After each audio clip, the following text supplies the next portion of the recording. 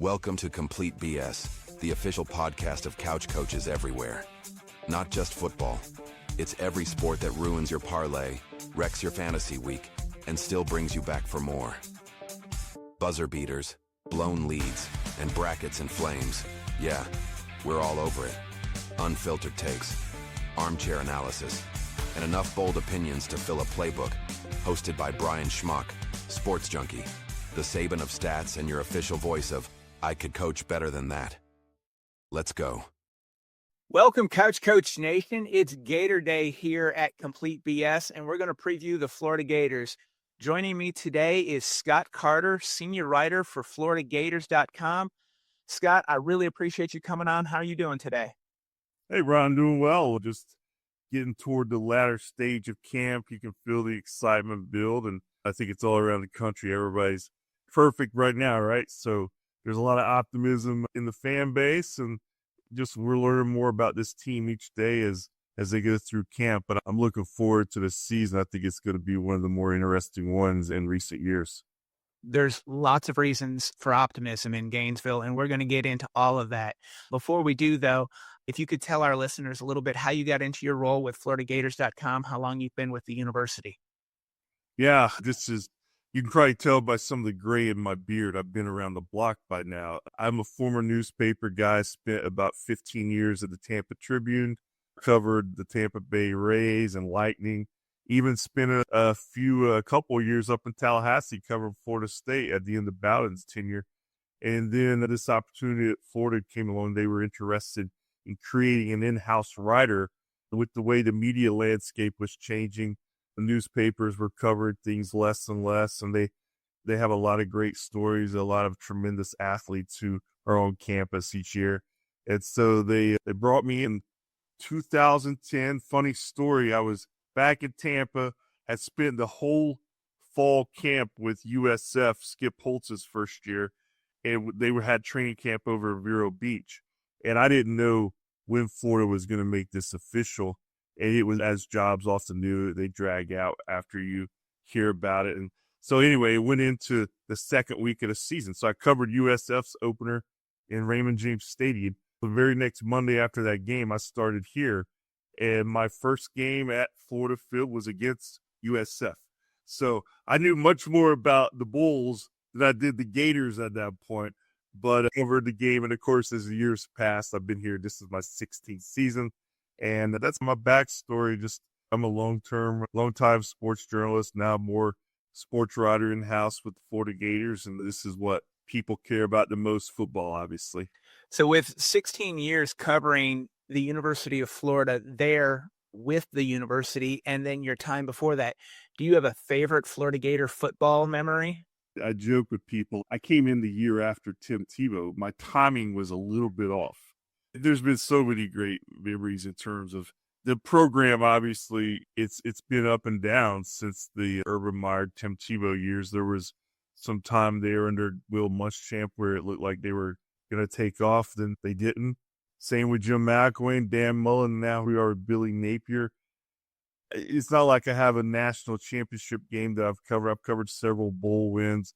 I think Mullen's second season back in 2019 was fun. They went 11-2, went to the Orange Bowl, beat Virginia, and it was really where I thought the program was about to take off, and it didn't happen. So I think really I would say, Brian, is just in this role, you get to know the coaches and players a little bit better than my previous career because you're around them more. You're viewed as in-house guys, so they're more comfortable with you. I think the best part, my favorite memory, is just really getting to know these people on more of a personal level and getting to share some of their stories that maybe they wouldn't share with other people. And I think that's what Florida envisioned when I took this role.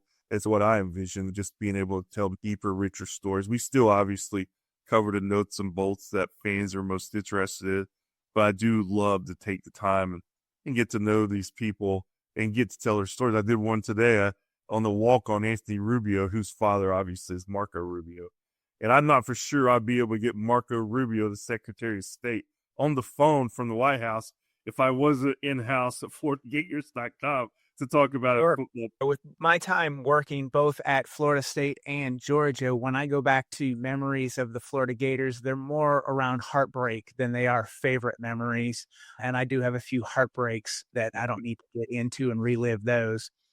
If I made you the commissioner of college football right now, what's the one thing that you would change? I think I would go back to the transfer rules.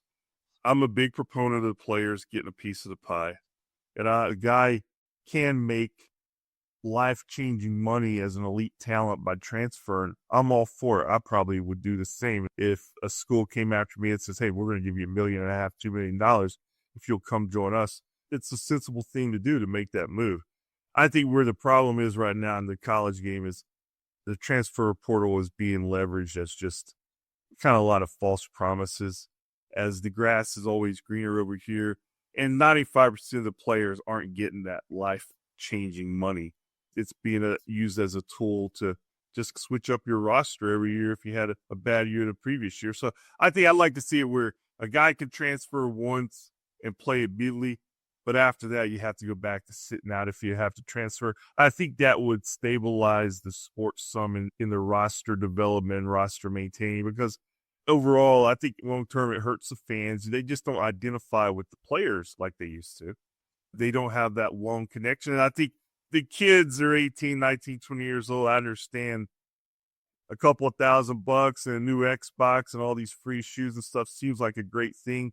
But in time, I think as they get older, they'll realize that putting down roots and building those connections with fans, with boosters, that has some real long-term value that probably outweighs some of the immediate benefits they might receive by leaving. So that would be me if I was commissioner for a day and got to be on the soapbox. That's my take there.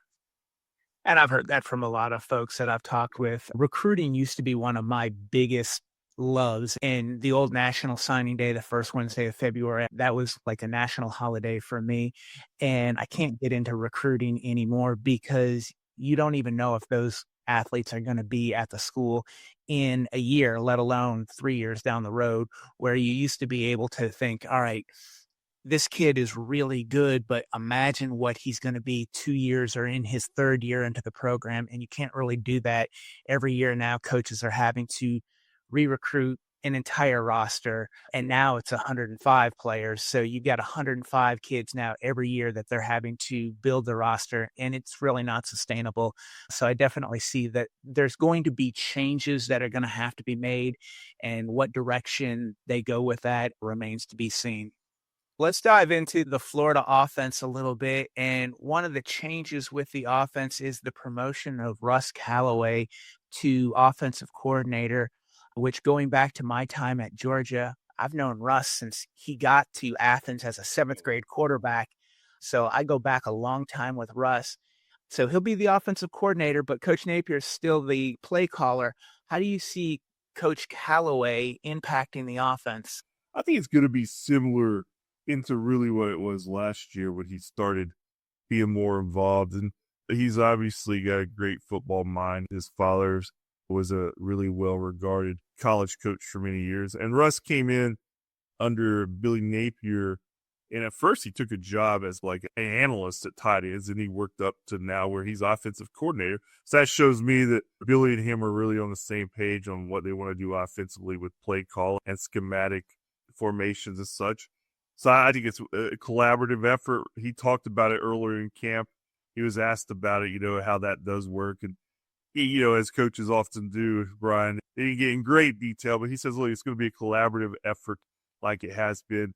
I think we all know Billy Napier's going to have some final says on things, but Russ definitely has a voice, and there's no way that he would have been promoted to this solo offensive coordinator without Napier wanting him to have more of a role. And he's got probably the best tools that Florida has had on offense to work with in a few years. So I'm as curious as anyone what it's going to look like game in and game out.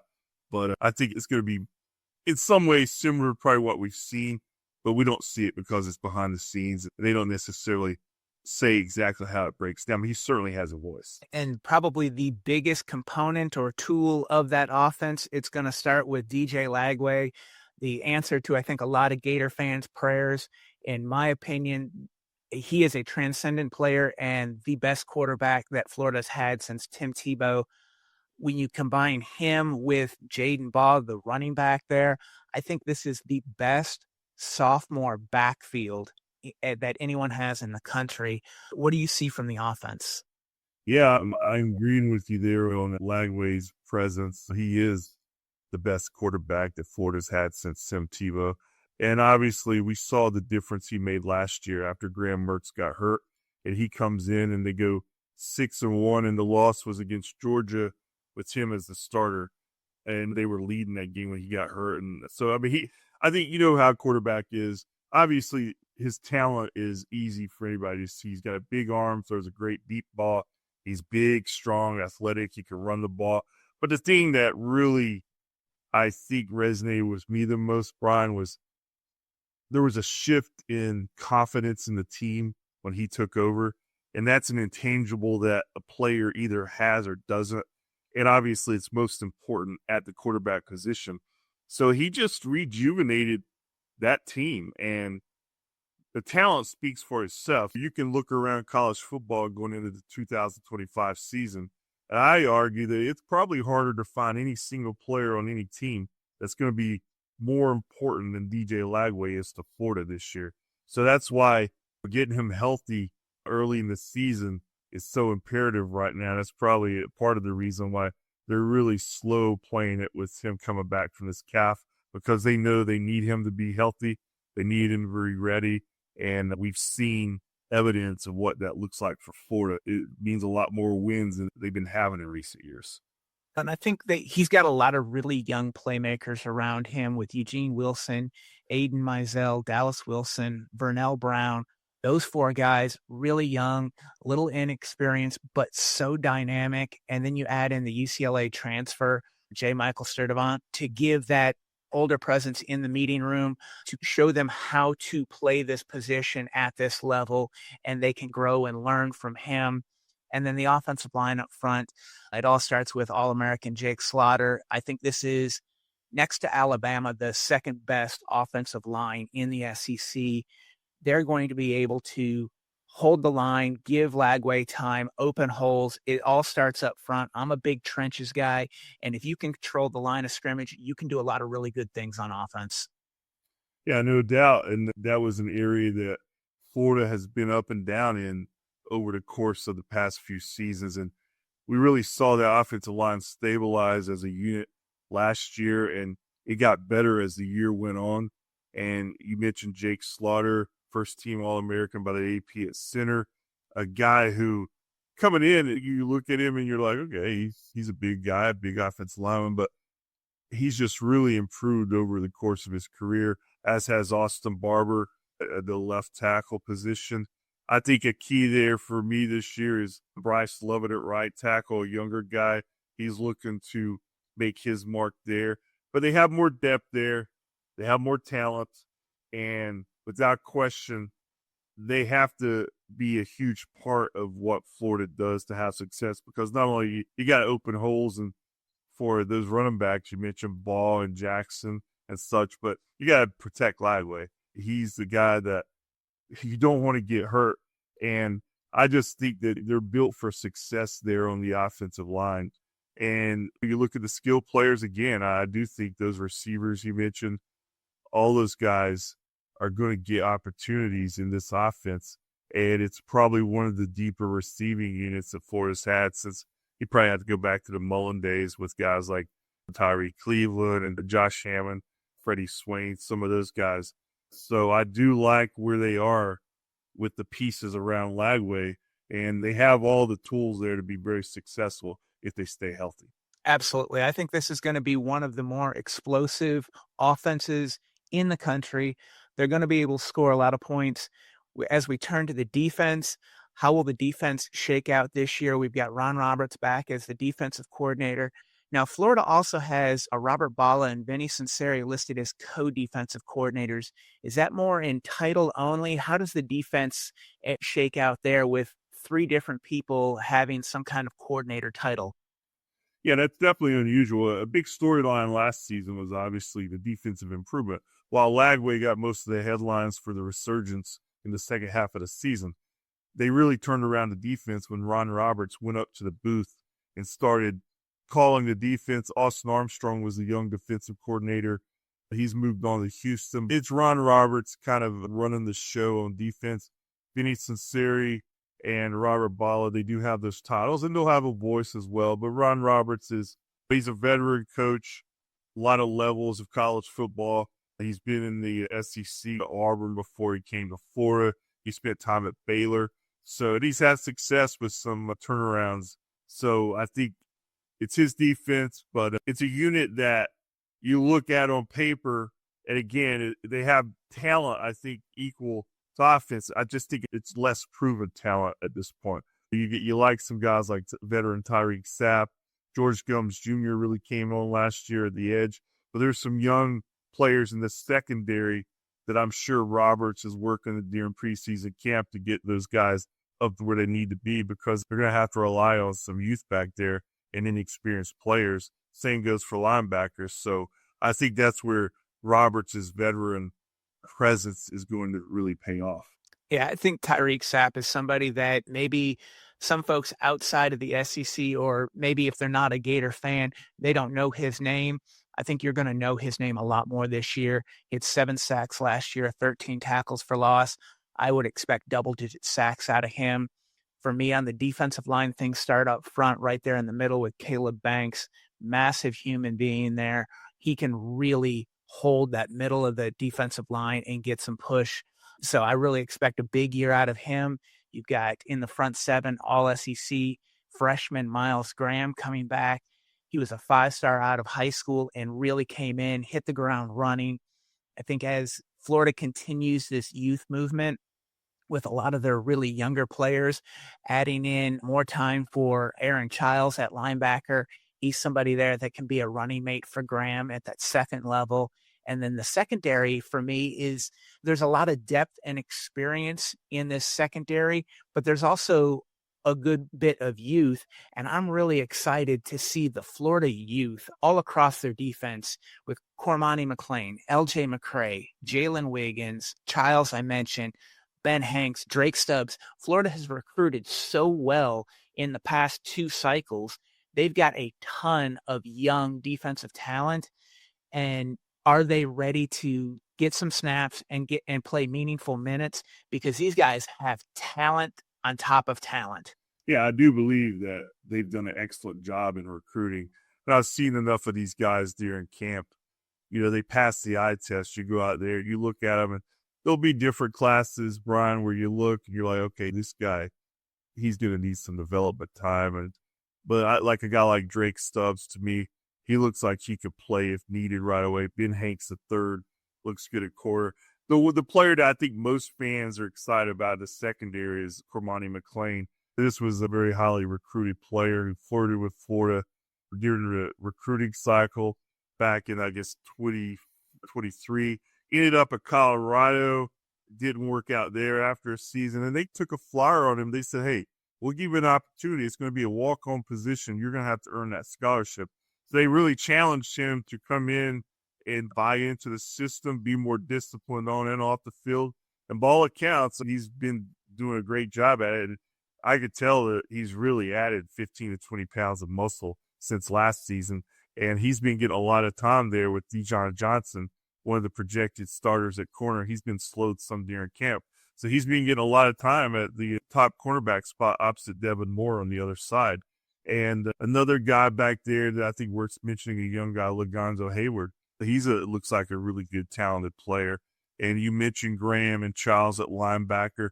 They're both going to need to be significant contributors this year for Florida to continue that second half success on defense that it had last year. And one guy that's been getting a lot of pub in camp because of how fast he's come back from a season-ending knee surgery last year is Aaron Gates, who plays their nickel. They call it star. But Gates is a guy that Billy Napier said he could play all 5 spots back there. He could play strong safety, free safety, either corner, and the star. And he's out there in full go only about 9 months after having a torn ACL. That shows you that guy is committed to get back out there. And we saw him flash enough last year that we know he's one of their better players and healthy. So they have talent there without question. They're getting Jamari Lyons is another guy I should mention up front.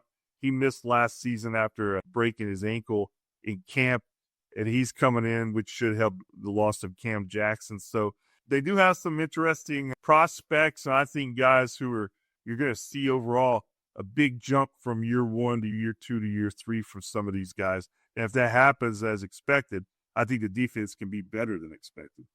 Yeah, when we talk about the explosive offense, the defense that got better last year, and then all of these guys that are young looking to make that jump from year to year, and how much better the defense can even be in 2025, it really lends itself to a lot of excitement for Gator fans. So let's dive into the 2025 schedule.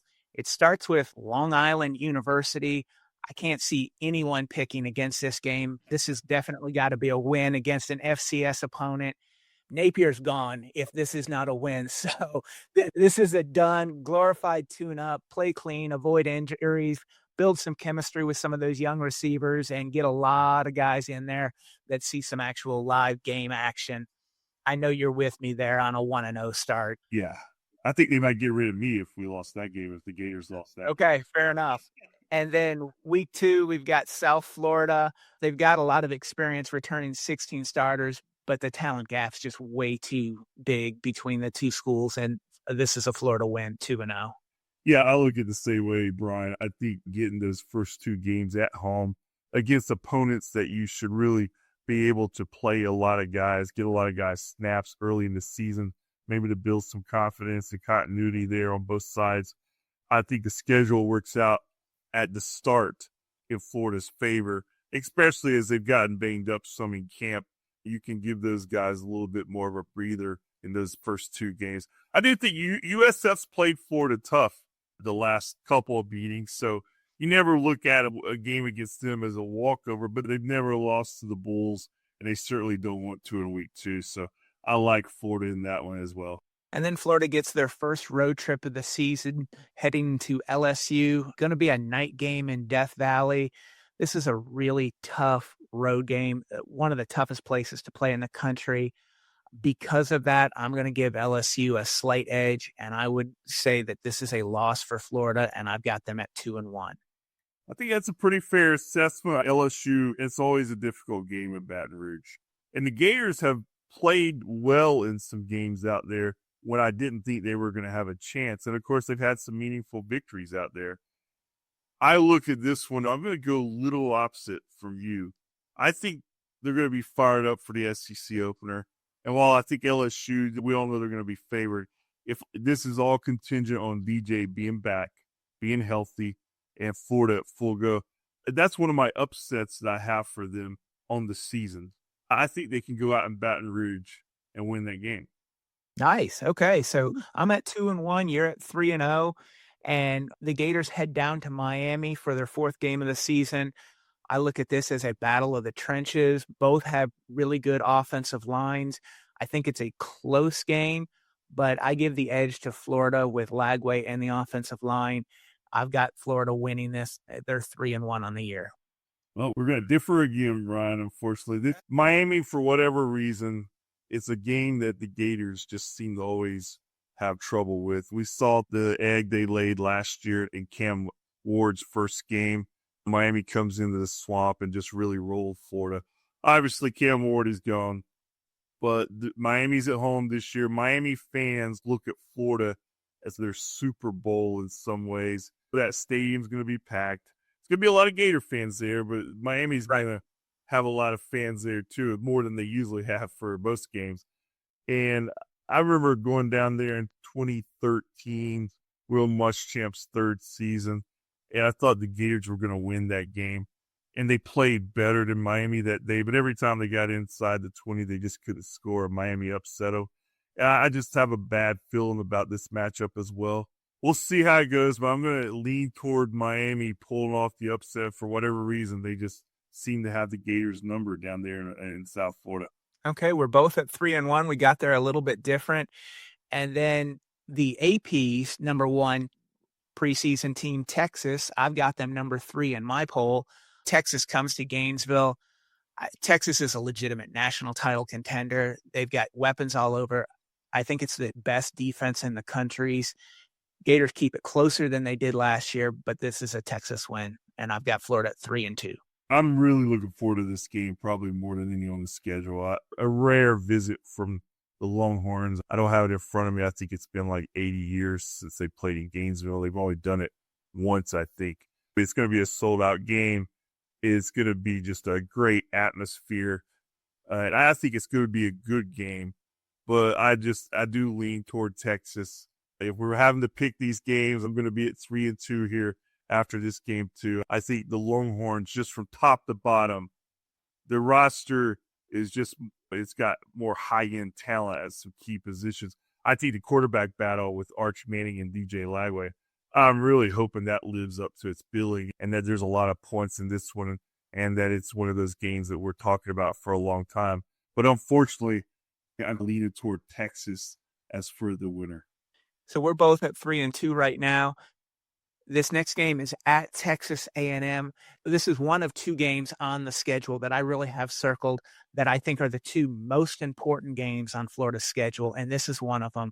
Coming off of the Texas loss and having two losses already on the season, this is a must-win game to right things, get going in that right direction, because if you lose this game, it can put a lot of questions in these young players' minds. This game is so critical for Florida. I see it as shootout potential. Marcel Reed, DJ Lagway, whoever has the ball last wins the game. I've got Florida winning this. I've got them at 4-2. Yeah, I've got the Gators in this one too. It's going to be a big game for DJ Lagway. He's even talked about it a little bit. They went out to Texas last year. It's the first time that the Gators have been in his home state. And obviously he couldn't play because of the injury he'd suffered against Georgia. They had to watch from the sideline, and the Longhorns just steamrolled Florida early, and they never were in the game. So he's talked about being excited to go out to Kyle Field and play in that game.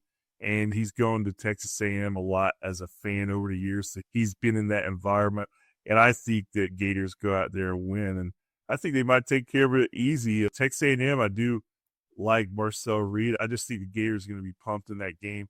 And coming off what I suspect will be a loss against Texas, I think what you said, the lead-in is critical. It's a huge momentum game for Florida, and I think they respond the right way. So we're both at 4-2 with Mississippi State coming to Gainesville. This is the weakest team in the SEC. This is a win. Handle your business early and stay healthy. Then you've got a bye week before Georgia. Yeah, I think Gators rolling this one. Going on my schedule here after the win at Texas A&M, I think they come back. They're feeling pretty good about themselves. I think they still know they have postseason potential. They take care of the Bulldogs in a rout. And then we get to the annual cocktail party in Jacksonville against Georgia. I think this is going to be a really physical game. Florida, Georgia get together. You control the line of scrimmage. You run the ball. You win. I think Florida excels at that this year over Georgia. And this is a defining win for Florida. It puts them at 6-2 on the season and sets up the rest of the season that now they can really start looking at, are we going to be in the playoff conversation? Or we have a real shot to be in the playoffs. Beating Georgia really starts getting that ball rolling to the end of the season. I'm there with you. I do think that Florida's going to win this game. I think last year's performance against Georgia was as big just from a mental standpoint until DJ got hurt, because they were going to toe with him until he had to leave the game with that hamstring injury. And I think this is just an important game, not only in Florida's season, but they haven't beaten Georgia since 2020, the COVID season. And I think there's something to be said to beat Georgia that tells Florida something about itself that I'm not sure any other win does in this stage or in this era of the SEC that we've been in now for the last decade and a half or so. And that's that Florida, if they can win this game, they're back on top of what we used to know as the SEC. So it doesn't exist anymore. Right. Well, I think that is a big win for the Gators, and I expect them to come out on top. We both got them at 6-2 with a trip up to Kentucky. Possible trap game after the Georgia win. I could see Florida coming out a little bit sluggish. but there's way too much talent. Mark Stoops is probably looking at maybe a 4-win season up in Lexington. This is a Gator win that they should pull away easily in the second half. Yeah, they've got the memory of last time they were at Kentucky. It was one of those early games, and Kentucky just came out and smacked them around and beat them. And I think that's really something that for any player that's still on the roster, they're going to remember. But I think even more so, you're talking about coming off a potential win against Georgia. You've got that momentum. You're back in the conversation at this point about the college football playoff. And they go up there and take care of business because as good of a job as Mark Stoops has done in his time in Lexington, this certainly is not one of his better teams of his tenure. And then I mentioned what I consider the two biggest games on the Florida schedule. The first one was Texas A&M. The second one is at Ole Miss. This is another game that it could go either way, but for Florida to get to where they want to get to and where I think that they will get to, this becomes a must-win game. Again, very similar to Texas A&M with the offensive production in this game could be a shootout. I'm really high on Austin Simmons also. When you look at Lagway and Simmons, Lagway and Marcel Reed from A&M, these are three guys that I think we'll be talking about next year in the Heisman Trophy conversation. Florida's got more balance, though, and wins a high-scoring game. I'm looking at it the same way. I think Florida, by this point in the season, if they're doing what we're saying, they're rolling. Lagway's confident. The offense is clicking. I think some of the younger players on defense are finding their footing. And I just like the Gators in the matchup up in Oxford or against Ole Miss. I just think Lagway is maybe the difference maker in this game. And again, they just don't want to lose that momentum that they built. And then Tennessee comes to Gainesville. I think many of us are always used to this being an early September game when Florida and Tennessee get together. This game's in November.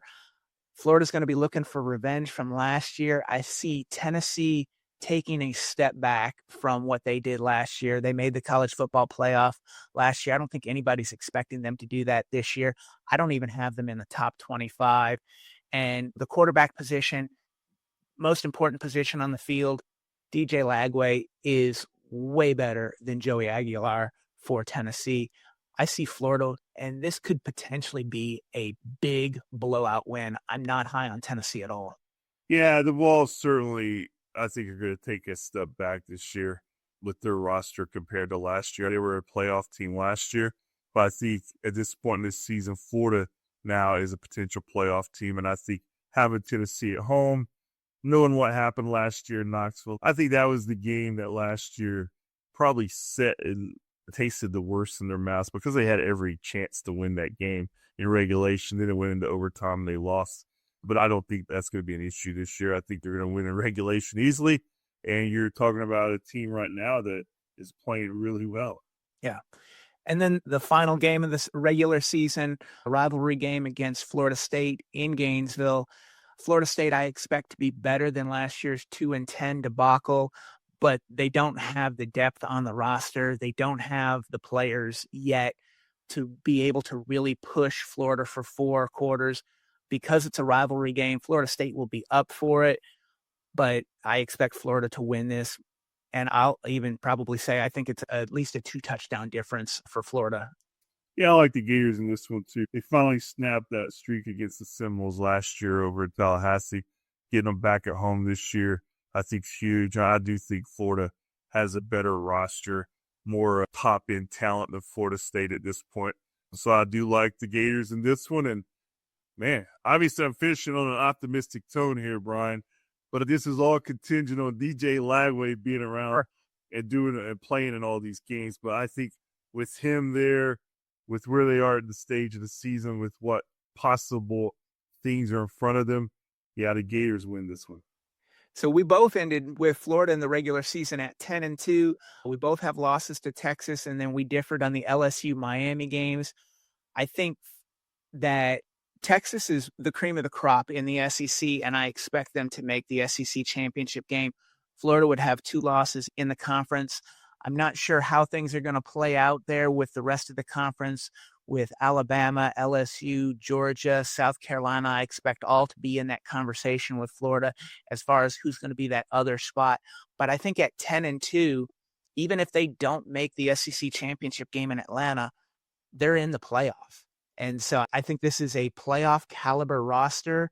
And as everyone stays healthy, as we've been talking about so much around DJ and his health, if they stay healthy all year, I think this is definitely a roster built for the playoffs, and we're going to be seeing them in their first college football playoff appearance. Yeah, that's kind of what I've have as my projection as well, Brian. It's funny that we agree on the record. We just got there different ways. And if there's one game on that schedule that I go back and forth the most on, it's the Ole Miss game. That's a tough one for me. That game could throw some wrinkles in the big picture plan for Florida. I still think maybe if you lose that game, 9-3, will we see a 9-3 team in the college football playoff this year? I think we will. Will it be a team from the SEC? I don't know, but I think you can maybe still get in there at 9-3. But I think if Florida is able to go through the regular season at 10-2, as you said, regardless of whether or not they win the conference, I think they're going to get into the playoff. And here we are, Brian. The playoff opened in 2014. Florida's never been in it. I went back and looked in the couple of years. If the playoff had always been 12 teams, Florida would have made it back a couple of times under Mullen, and they would have had to, I think one year they would have gone on the road to Wisconsin in a playoff game, and another year they would have had somebody at home. I can't remember, but I tell you what, man, we all know what the Swamp's like during the regular season. Can you imagine that during a playoff game? That's one of the things I'm most looking forward to about in the future, whatever it is. I'd love to see a college football playoff game at the Swamp. That's exciting. Having those games on campus, that's one thing I love about the playoff. I'm not a huge playoff fan, but I do like having playoff games on the home site. So that will be really exciting. Scott, I really appreciate you coming on. Tell everybody where they can follow you on social media. Yeah, obviously all my stories are on FloridaGators.com on the internet, but on social media, I'm on X a lot, just at Gator Scott. And I also have a professional work Facebook page. If you want to go there, FloridaGators.com at Gator Scott. So, if you're looking for it, it's out there. And again, the interest is higher this year than in a lot of recent years. Just their analytics tells us that. So we'll see what the Gators, if they can live up to all the hype, Brian. Absolutely. We both got Florida at 10-2. Looking at the college football playoff, Couch Coach Nation, stay tuned all season long. We'll have more college football coming at you. Thanks for listening to Complete BS. Be sure to subscribe, share, and follow us online. And tell us what you think of this episode. Use hashtag CouchCoachNation, and let's keep the conversation going.